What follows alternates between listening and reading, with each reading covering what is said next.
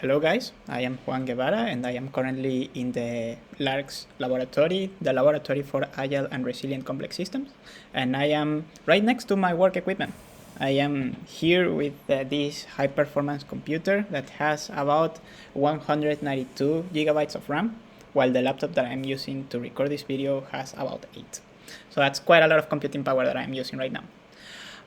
So I am working with Professor Quanyan Xu in a project about reinforcement learning and transformers, and I am going to explain a little bit more about what those topics are.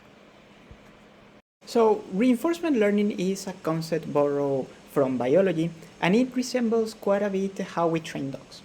So imagine that you have a puppy and you wanted to teach it some tricks.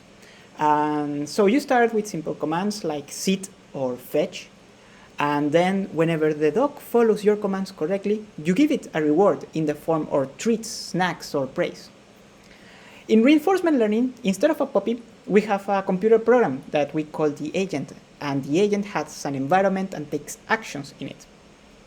Whenever the agent takes an action that leads to a favorable outcome, then we give it a mathematical reward that comes usually from a complicated formula. Now, the good news is that computer programs do not have the limitation of dogs.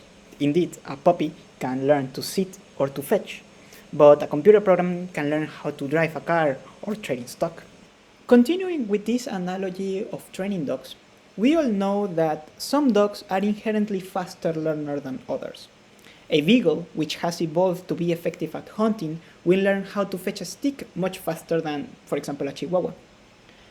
And in reinforcement learning, instead of dog breeds, we have algorithms, different kinds of algorithms.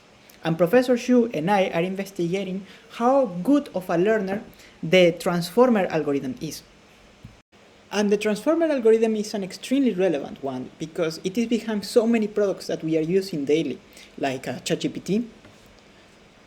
And yeah, just ChatGPT, but it has been proven in research that the transformer is very good at performing all sorts of tasks like text analysis and audio processing and computer vision. Now imagine we have 5 dogs instead of 1, and we want each to perform a different trick. Training them will be harder than teaching only one of them to sit down. And in reinforcement learning, this is called a multi-agent problem. And we are looking into how the transformer can deal with these kinds of complex scenarios. Agent reinforcement learning has many applications, from autonomous driving to resource allocation to cybersecurity. But the first step in tackling all of these extremely complicated issues, we first need to experiment at a smaller scale. In this video, we are seeing the transformer in action. The program is controlling the 3 red dots, which are trying to attack the green circle that is faster and tries to escape. This is called a predator-prey environment, and it is used as a benchmark that compares the quality of different reinforcement learning algorithms. And I know this might not look spectacular, but take a look at how clueless the red circles are without any training. Now it does seem more impressive, right?